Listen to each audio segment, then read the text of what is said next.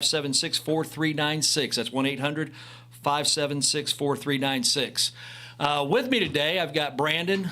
Brandon's with us just about every week. And we have a special guest. It's the founder of 8 Oaks, David Morgan.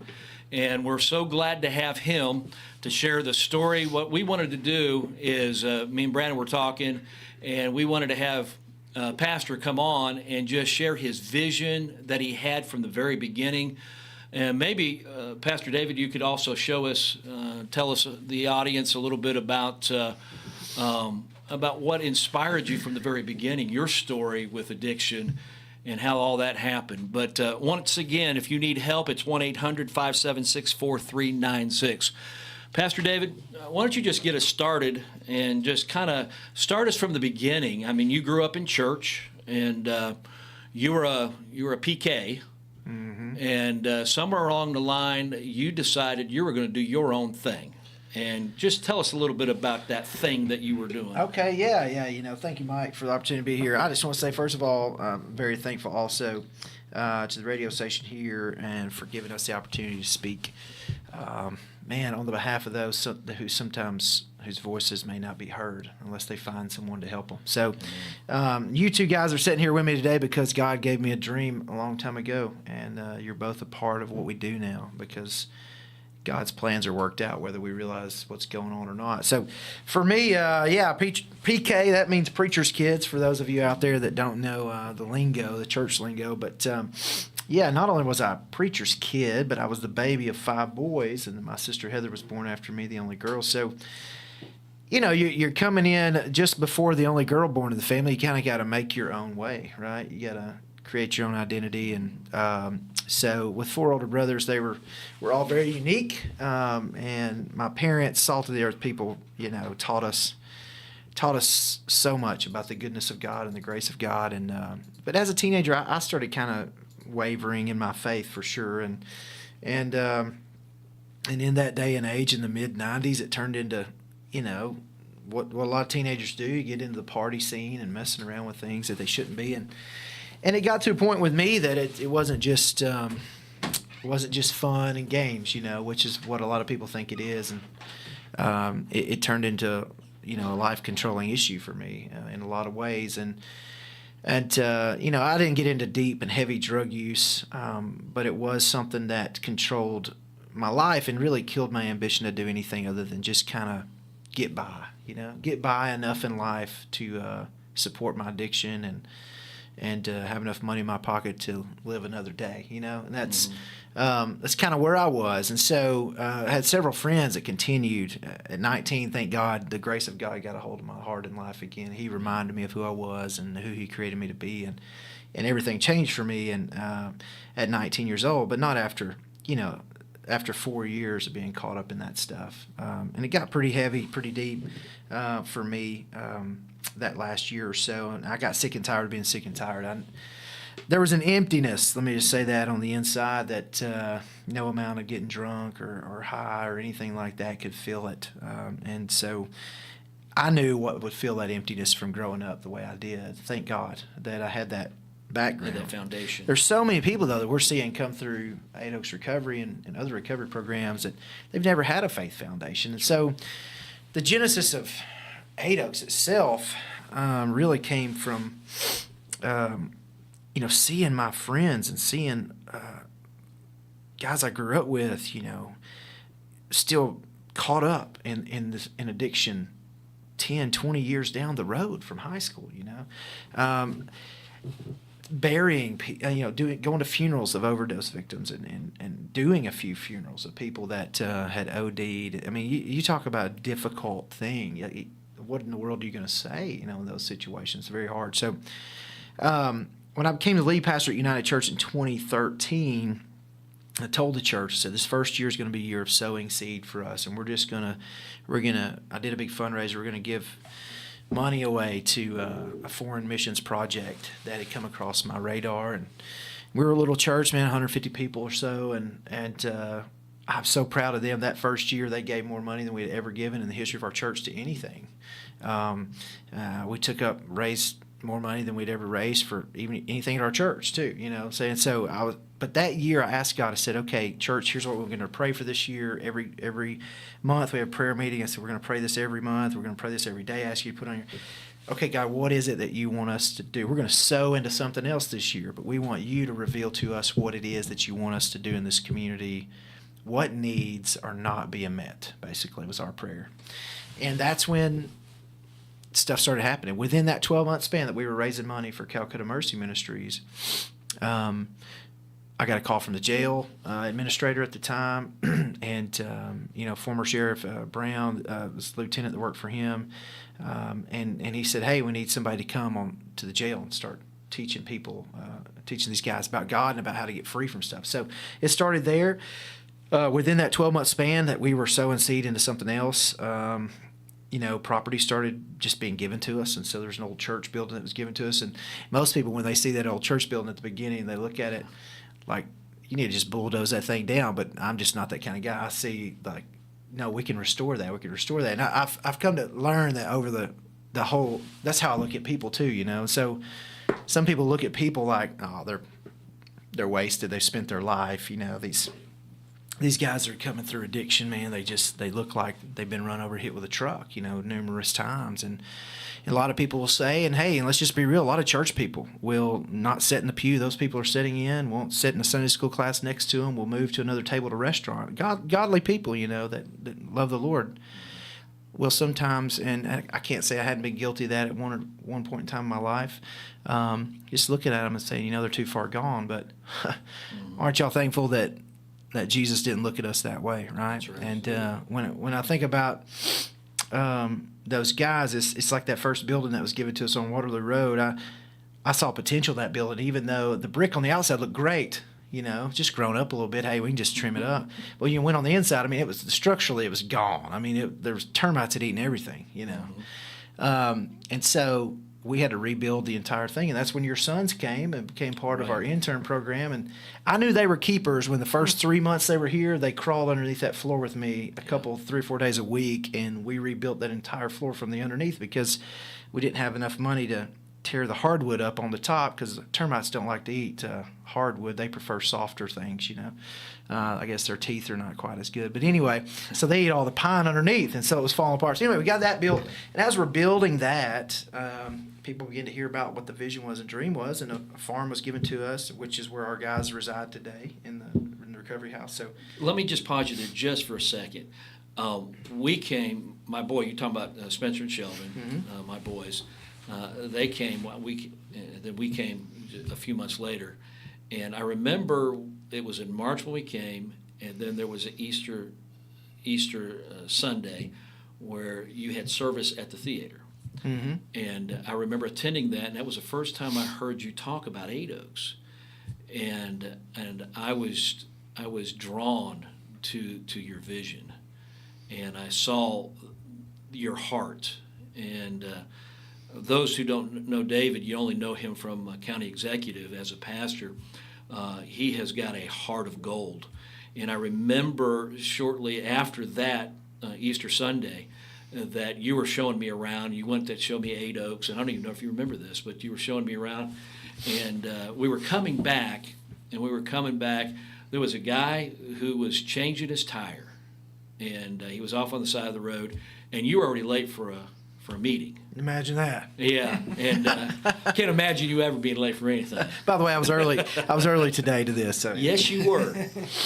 I've gotten a lot better, guys. I just have a lot of meetings, so occasionally it'll be one or two. Well, you had a meeting or something, but that didn't stop you. You saw somebody who was in need, somebody who looked like they needed help, and you stopped and you helped change that guy's tire. Wow, I don't remember that. Yeah, and and that stuck out to me. I said, this is a church. And of course, I've pastored. I've been in ministry for many years, and we came down here to kind of reboot stuff. And I said, that's the kind of guy I want to be a part of his ministry. Wow. And you have demonstrated a heart for God and a heart for people.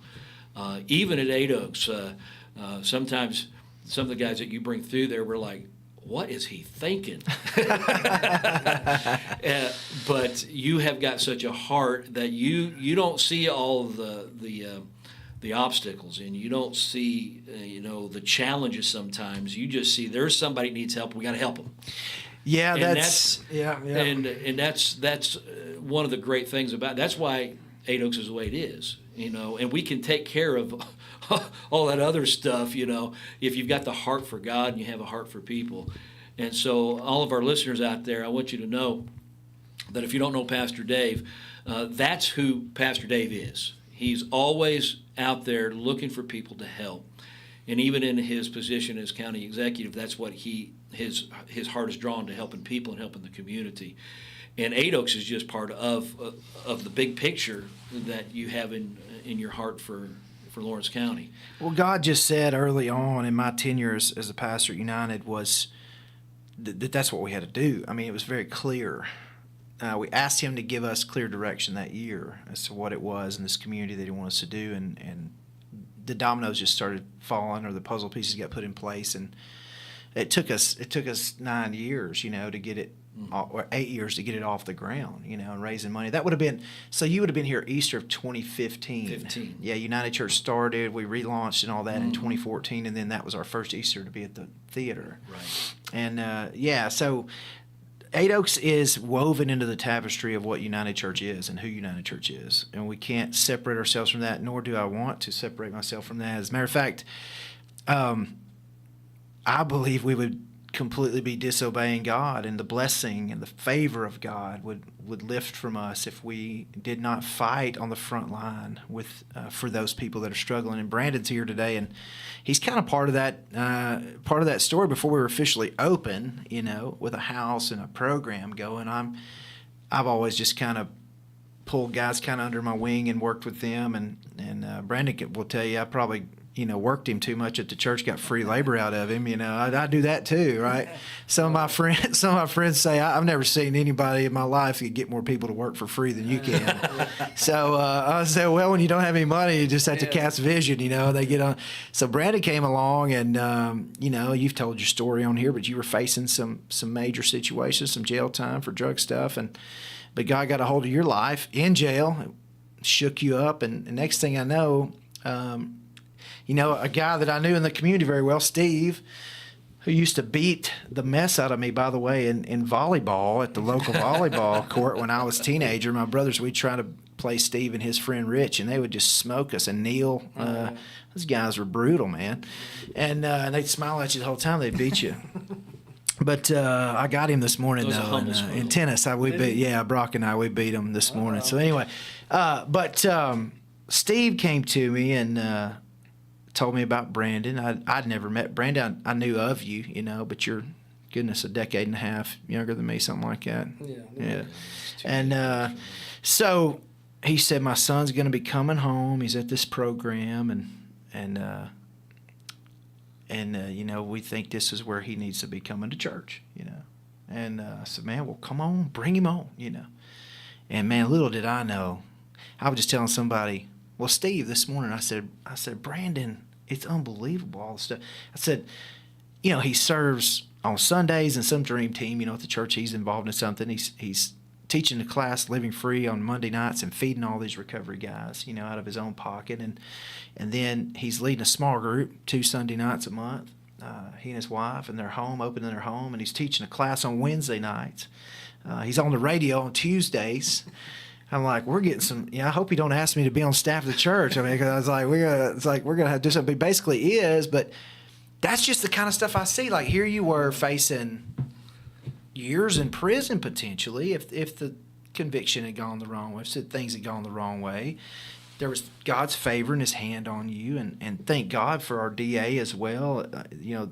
They're looking for the opportunity. I mean, what a success story! You'd be sitting in prison right now, but because there was opportunity for you to get clean and get your life right, here you are today, and you're working, guys, in your business. You're teaching other people that have struggled with addiction how to be free. You've got 2 beautiful young boys, and you married Liddy B, and God is just amazing. This is what we believe in 8 Oaks. Guys, he is such an inspiration to all the 8 Oaks guys that come through those doors. They just believe they can do it too. They look at Brandon, and they can see somebody that they feel that in themselves, there's no way I can do this. and they got all this doubt, and then they hear Brandon and his story and everything that he's accomplished. When we started this, it was 4 years.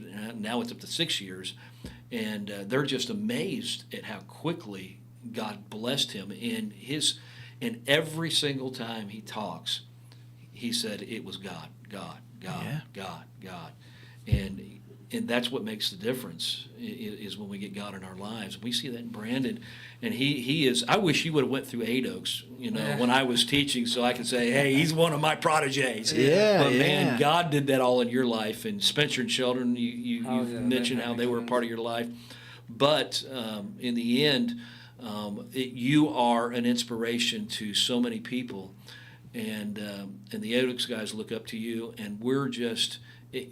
I don't know what Pastor Dave's heart is and stuff, but I know that it's got to have you in this. You're on the board of 8 Oaks, and who knows on down the road where the vision that you have, and we're just kind of tagging along with that vision, and then to see how this thing's going to explode and what you're going to do in the future for 8 Oaks. Can I tell about me getting introduced to 8 Oaks and everything? Yeah. So whenever I came home from Texas, literally, the general district attorney says, you go get plugged in with United, David Morgan. He's got to meet with me. That's part of the rule. So right? it's amazing that David had this path already paved, even though it wasn't in stone yet. And we were trying to get it open. But, he knew this is where I belonged and this is where I needed to be. People like David that could shelter me and lead me and guide me. Someone equipped to do so, I think is a good way to put that. David has the heart and the desire to see people for who they are, even when the rest of the world wants to write them off or just say they're no good for nothing. David believes them. He speaks life over them. He spoke life over me, him and his wife Stephanie, over and over again. Whenever the enemy would tell me that I wasn't enough or that I'll always be this or I'll never amount to nothing, they would speak quite the opposite. So from first meeting David, we met in the young adults room now. We did. I remember. Yeah. So we just kind of went over a little bit of my testimony, went over a little bit of yours. And he's like, let's run out to 8 Oaks. Let's go see it. And so we go out there, and David just told me his vision. A lot of addicts in recovery, they get this mindset when they get the goodness of God, and they go to these rehabs. I can start a rehab, so I can do this, I can do that. They just want to help everybody. Not equipped to help nobody. Can't help nobody if we wanted to. But we just have all these crazy, we want to help everybody. We want to do this, we want to do some of them. And so I heard David's dream and David's vision, and I was like, anything I can do. And I didn't have much talents then. I could work hard. Might work in circles, but you worked hard. Yeah. My brain was still. Your brain was still healing. Yeah. I couldn't make sense of much, but I wanted to help. I wanted to serve. And I wanted to do all that I could do to help David make 8 Oaks a reality. And so for the first little while, it was just be patient, join Living Free, get certified to teach, start a ministry, and we've been doing Living Free for 5.5 years, and it was me and Dwight Davis basically at the start, Brother Dennis. Yeah. Just a couple of guys, not really recovery, just trying to get this Living Free thing off the ground. And slowly by slowly, it built and it was growing. And it's done amazing things for me and my walk in Christ the past 5-6 years, and going in jail and teaching, and the connections that we made there, and being able to work guys from the drill straight to Tennessee Properties and going to United Church. We've always had that system going on, but now we've got 8 Oaks, and the dream is finally, so we were so close and so close and so close. We get closer and closer and closer. And it's amazing to get to say that I was a part of helping. Yeah. I don't know what all I actually did, but I helped the best that I could as much as I could. But it was just cool to see how many people, like you said, work for you for free. How many serve days in the whole community or our whole church would go out there and just help, because David had a dream. And it's different because I've been to a lot of churches. I've lived a lot of places, been to a lot of rehabs. And one true thing about an addict, I think, is discernment, Holy Spirit. You can sniff out people that are disingenuous. Yeah. You just know. It is what it is. And like you said, you knew there was something different. This is somewhere you belong. And I just knew that this is where God has called me to be. There is no second guessing that. There's no doubting it. I'm supposed to help no matter what it looks like. This is your season. This is what you do. Until I direct you otherwise, this is where you at. This is exactly what your whole life up to this point is for. And so then I found purpose, and I found passion and desire, and I love trying to help get this thing off the ground. One question I've always asked, and I've asked it 15 times, and I still can't remember the answer to, But 8 Oaks. Why 8 Oaks? Why? Okay, so yeah, cool. So I was coaching baseball. I've coached, goodness, baseball, basketball, football, even coached soccer for a couple seasons, But anyways, I was coaching baseball, and Benjamin was 6 or so, I think 7. He's 17 now. And one of the dads overheard me talking to somebody about that church on Waterloo Road, old Cedar Springs Church of God that was given to us, and that we were going to fix it up and start a rehab down there. Well, he lived out there. And so he told me he lived out there by that church, and he heard we were going to start a rehab. Well, my first instinct was to be defensive because people don't want rehabs next to their house, right? We've dealt with that. I was in another conversation just the other day, and guy just chewing on me about, having a rehab and all this stuff. And I said, well, nobody really wants one next to their house until their grandson or their son overdoses and they realize the need for it. And the truth is, there's drugs all around in these country roads and in the middle of this town too, but they're not being supervised, and our guys aren't on drugs anymore. They're delivered, they're being set free, and we're supervising them, and their lives are being changed. And so you can just go a block or so away from any house in this town right now. I don't care what neighborhood you live in anymore either. There's prescription pills that are being abused. There's other things being taken and done. So anyway, so the gentleman overheard me, so I'm kind of on the defense at first, and he says, man, I've been in AA for couple years. He says, I'm sober. And he says, man, we've got an old cabin that was given to our church, and our church is kind of just a small family church, and we can't really take care of this place. It's a farm. It's like 60-something acres and a cabin. He says, you think y'all could do something with it for real? The rehab is real close to he said, it's just right down the road from the place I heard you talking about. And I said, wow, really? So I'm thinking, oh, great, another project. I hadn't raised enough money or finished the first one yet, which is typically how my life goes. And we just keep rolling with it. But so he said, can you come and talk to our board at our church? And it's a Reformed Episcopal Church, Christ Our Hope, as a matter of fact. The man's name was Johnny Bain. And a shout out to the Christ Our Hope crew, Father Sanders, Franklin Sanders, and Justin and the whole Sanders family have been a huge part of this whole story. I cannot express enough how big they have been in this. And if nothing else, just helping me dream and believe that it's going to happen, but also providing property for. So anyway, I'm thinking, what kind of project is this old cabin? So we get out there, and I come driving up this long driveway. I mean, it's a quarter mile. It's almost a half a mile. Half a mile driveway, right? Out on the edge of Wayne County, right across the line. And I come around the curb, dude. I'm serious. White picket fences in the front yard, rose bushes growing up all over the front porch, wraparound front porch, 3-story log home. I'm not, and listen, I can look at an old broke down building and see potential. When I saw this building, I'm like, oh my gosh, this is a mansion, I'm like, Lord Jesus, you're so awesome. So I'm like shouting in the car. Johnny's with me. He's like, I'm like, praise God. Oh my God, are you serious? I said, this can't be real. He says, yeah, man. Yeah. So went in there, and I'm telling you, I got chill bumps just talking about it right now. That moment, that day, I just knew God's going to bring me in out here, and they're going to find peace, and they're going to find purpose. Like Brandon, when you said purpose, man, you found purpose in your life. Yeah. You give me a purpose-driven person, I'll take a purpose-driven person over the most highly educated or the most affluent or the most wealthy person. You give me somebody that's been redeemed by the blood of the Lamb and that's realized their purpose in the kingdom of heaven. Nothing can stop them. As a matter of fact, Jesus said the gates of hell won't prevail against his church, and that's what his church is, redeemed people who've been bought by the blood and realized their purpose.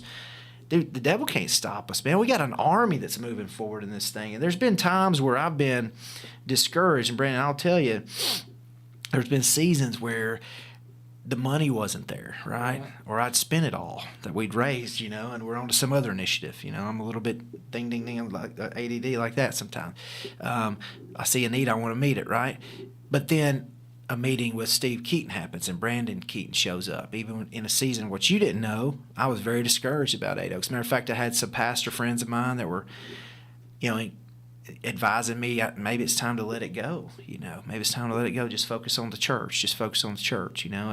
And had a family or two that that left the church, maybe, and I don't ever know why. Most of the time they won't ever tell me. They won't ever talk to me, and that's one of the hardest parts of ministry. I'd just prefer to have a conversation, even if it's a tough one. Just let me know, man. I love you, pray for you, and bless you on the way out the door.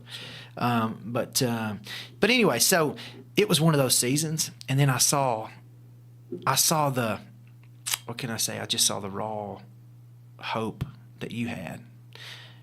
We all have insecurities, right? We all deal with doubts. Yeah.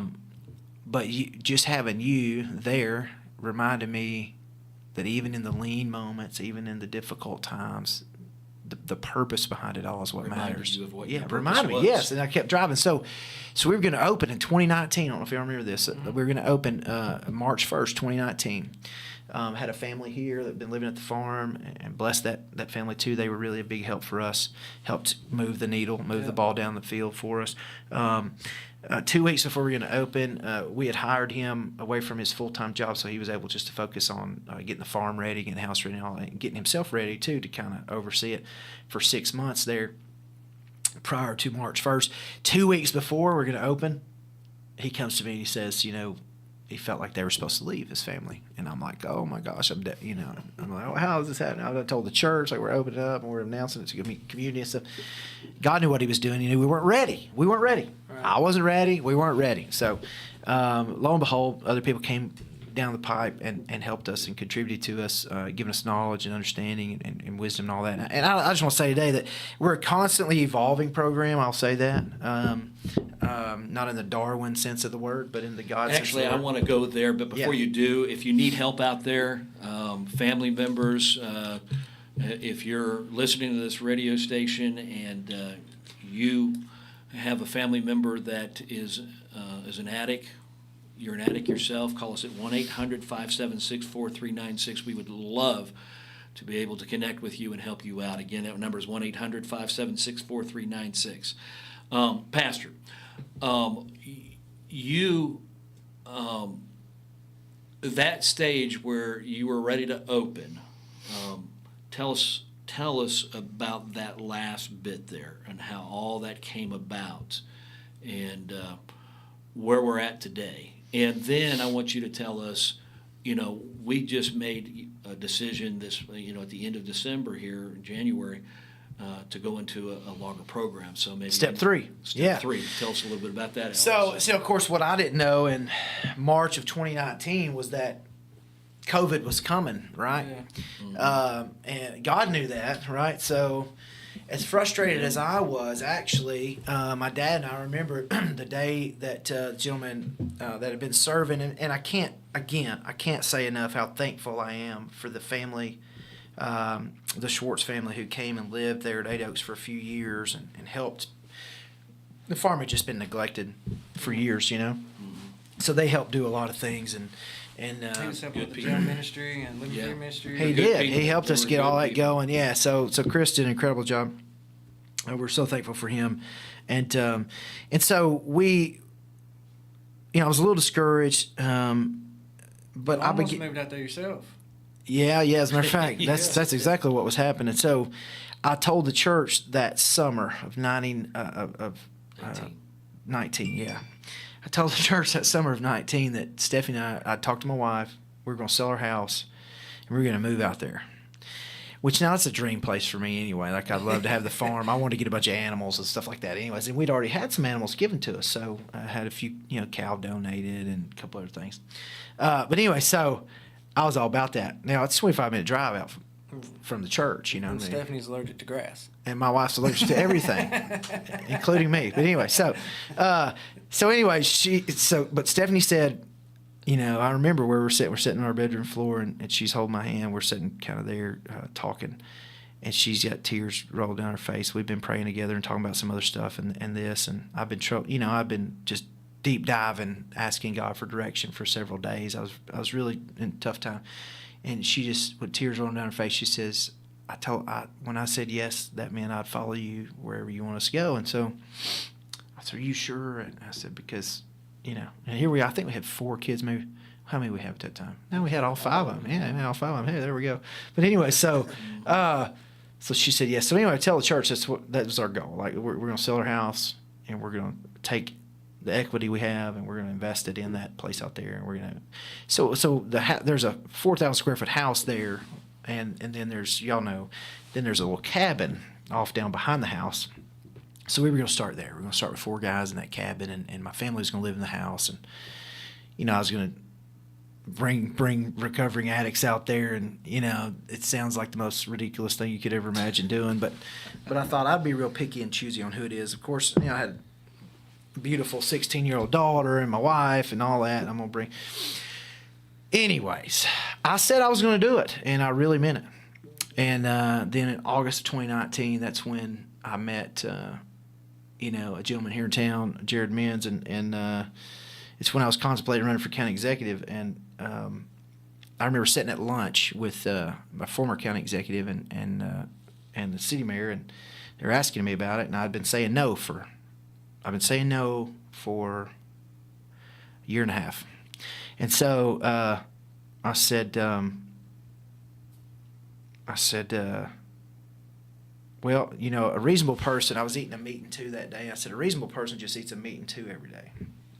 I said, if you eat a meat and 3 every day, it's just a little too much. I said, my meat's my family, and my 2 sides right now in my life is United Church and 8 Oaks Recovery. I was trying to get it going. I said, if I add county executive to that plate, that's just a lot. It's just a lot. And I said, I don't know that I can do that. So I said, here's what will happen if I do the county executive thing. I'm not going to let it fail because I'm accountable to 44,000 people at that time. We thought the number was. And I said, I'm going to work hard to make sure that we do my best for Lawrence County, you know, and I'm still committed to that. And I said, and then the church is eternally significant, you know, like people's eternity hangs in the balance. There's nothing more weighty and important than that, in my opinion. I said, I'm not going to let that fail. I said, so my family will get what's left over of me, and 8 Oaks may never happen. And when that happened, that's when the owner of the restaurant came up to me, and lo and behold, he has experience in the commercial side of drug rehab, not the faith-based side. So there was an immediate connection there, and he began, and I learned, I'll just say this, and Jared Menz was very instrumental in helping us get the thing off the ground. And he's no longer part of our leadership structure here. He's still an advisor I can call anytime. He'll answer the phone. We still talk on a regular basis. He's at Freeman Recovery up in Dixon. They're a little bit more of a commercial recovery program, not a faith-based program like we are, so much so. But the last few years I've had with him and learning from them and their experiences with American Addiction Centers and all that they have done with A Better Tomorrow, which was the first rehab he ever started, it's invaluable, like time and learning. And if I had to pay him, here's what God knows, and this, Jerry's one of the people that said that, I've never seen anybody have so many people work for him for free.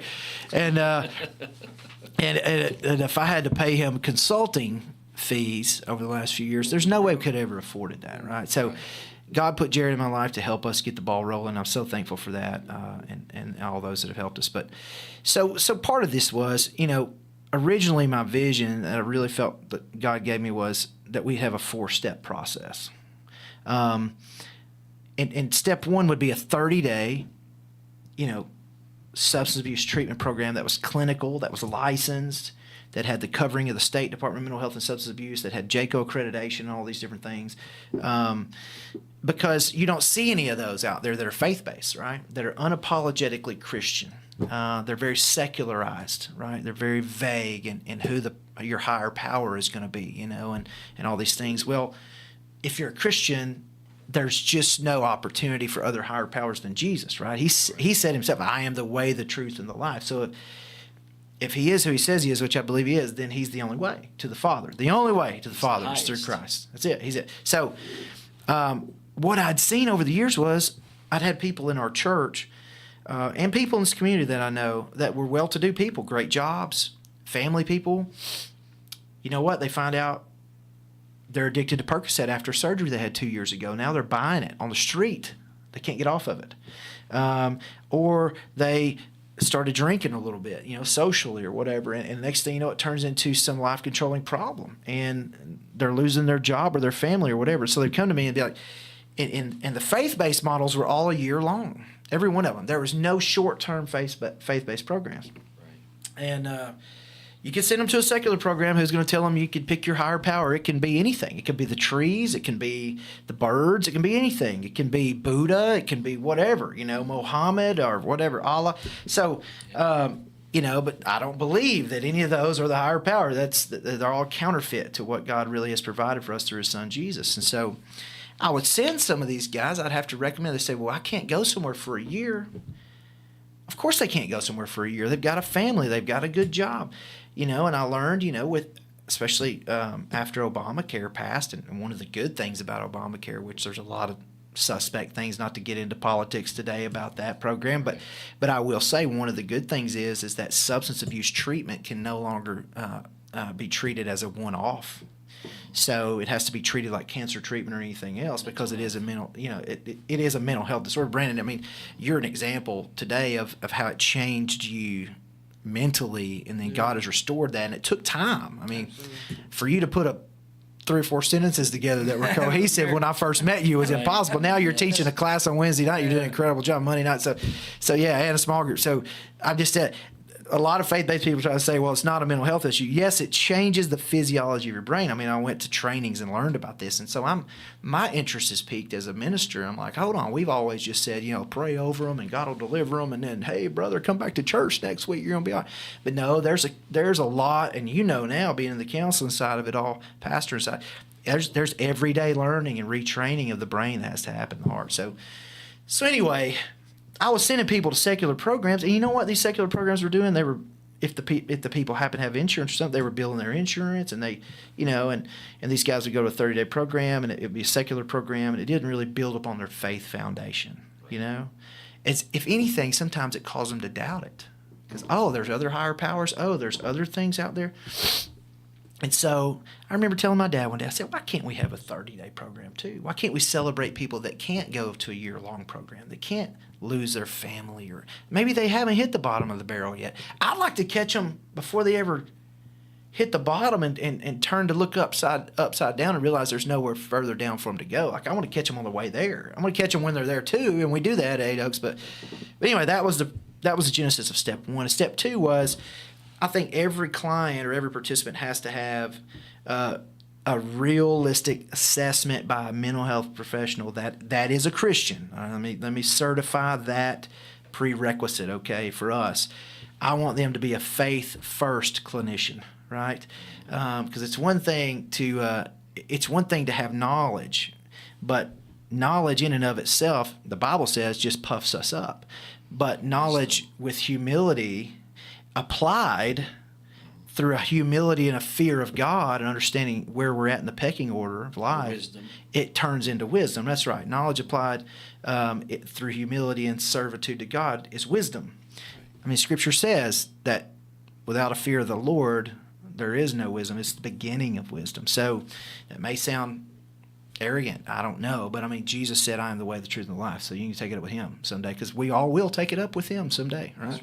A little preaching there, sorry. But anyway, so step 2 would be assessed by the counselor. Like, everybody's not a cookie cutter, you can't fix it. Everybody can't just go through a machine, So step 2 was anywhere from that 30 days to 120 days based on the counselor's recommendations and the recommendations of their peers in the house, I think it's good to have accountability with the men in the house. They know you better than anybody else. They know your attitudes and your this and that, your triggers. So all of that is talked about during that time, and that's what you guys do. And then I'm so excited because we've only had step 1 and step 2 going for the last 2 years. We've been open officially, guys, this month, February, right here at the beginning of February, open 2 years ago. So, anyways, so step 3 is opening up now as we made the decision at the end of the year. Just got off the phone today talking with a gentleman in town. There's a house we're trying to buy. I mean, it's a big ticket item. Listen, if there's anybody out there that can help us financially, it'd be huge. The one thing that holds us back is finances. I'm just going to be real, because most addicts don't have any way to pay for anything, and we don't want to turn anybody away. And right now we have a waiting list. Our beds are full. We've got facilities. We need some money and help to remodel and fix up to be able to expand, but also we got to expand our staff at that time, and you got to pay those guys because you want to keep them. You want to keep them in the continuum of care themselves, keep them on long term with us. I'm just going to put this out there because I know God can do miracles every day. There's a house right now we're trying to buy. All right, and it's $295,000. All right, it's 4,000 square feet. We can put 20 men in this house. 20 men whose lives are being changed, and guess what else is happening? Their families' lives are going to be changed.